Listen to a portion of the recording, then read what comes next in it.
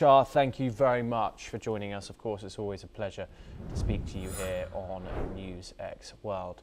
We now turn over to West Asia for our next story, and the Egyptian Foreign Minister Badr Abdel-Aty welcomed US Deputy Secretary of State Christopher Landau to Cairo for high-level talks aimed at strengthening the strategic partnership between Egypt and the United States.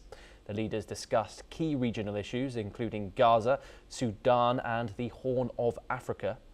On Gaza, Egypt emphasized its support for the next phase of the peace plan, calling for the rapid deployment of an international stabilization force, the full opening of the Rafah border crossing, and an Israeli withdrawal to allow reconstruction and sustained humanitarian aid. On Sudan, Cairo pushed for a humanitarian truce, safe corridors and a Sudanese-led political process that preserves unity and institutions.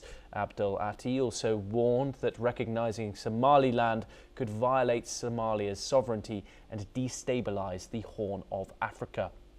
He reaffirmed that the Nile remains Egypt's lifeline, vowing cooperation with Nile Basin states over the Grand Ethiopian Renaissance Dam, which remains a key concern for water security in Egypt and Sudan.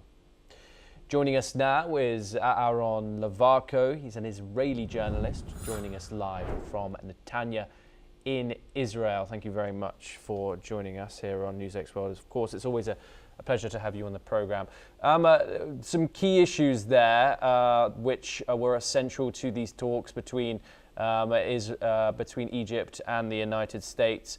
Those being, of course, Sudan, Somaliland independence and the ongoing situation in Gaza.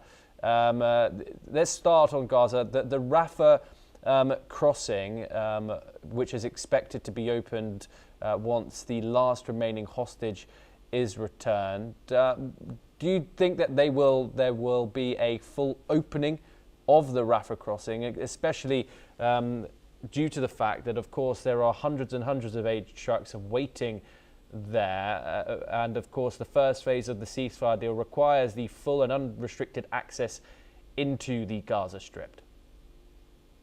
Well, I think we're going to see that unfold depending on how the talks and the discussions go with Israel and Israel's security.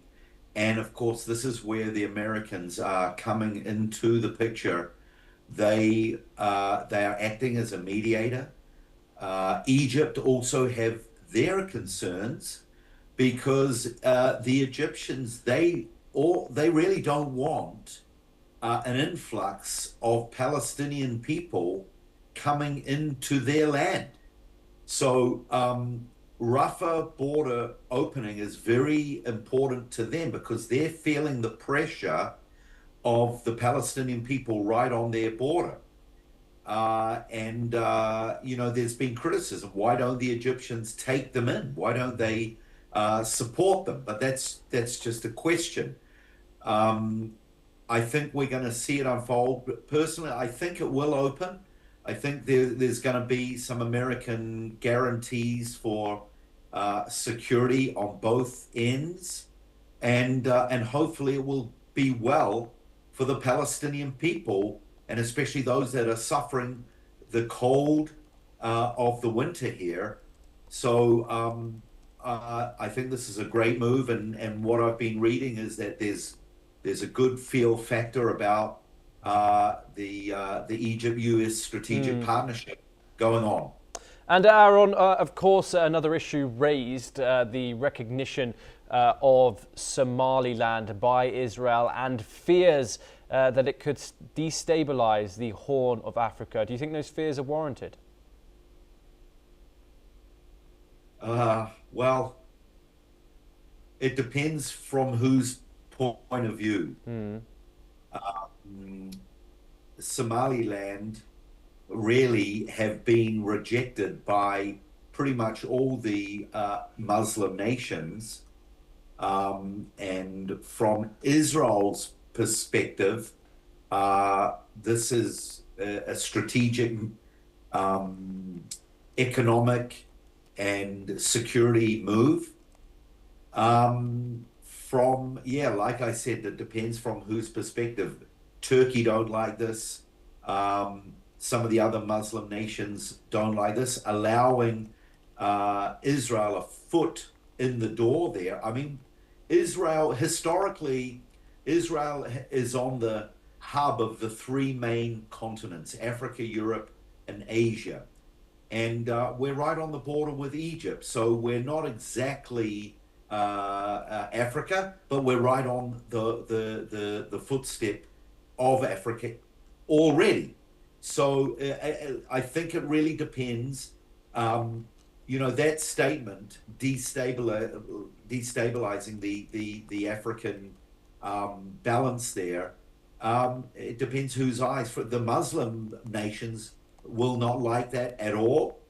But then nations that are part of the Abraham Peace Accords, I don't see them complaining. And maybe this is another nation that are going to come into the Abraham Accords and bring more peace by moderate Muslim nations who see that Israel are a worthy nation to invest in and to cooperate with, and to not be so radical with. And that's by the way, one of Donald Trump's key points. It's actually number one and number two in his 20-point plan for peace, the removing of radicalism in the region. So I hope that spreads, and it's not just on the borders of Israel here. Indeed. Aaron, do stay with us as we move on to our next story, and we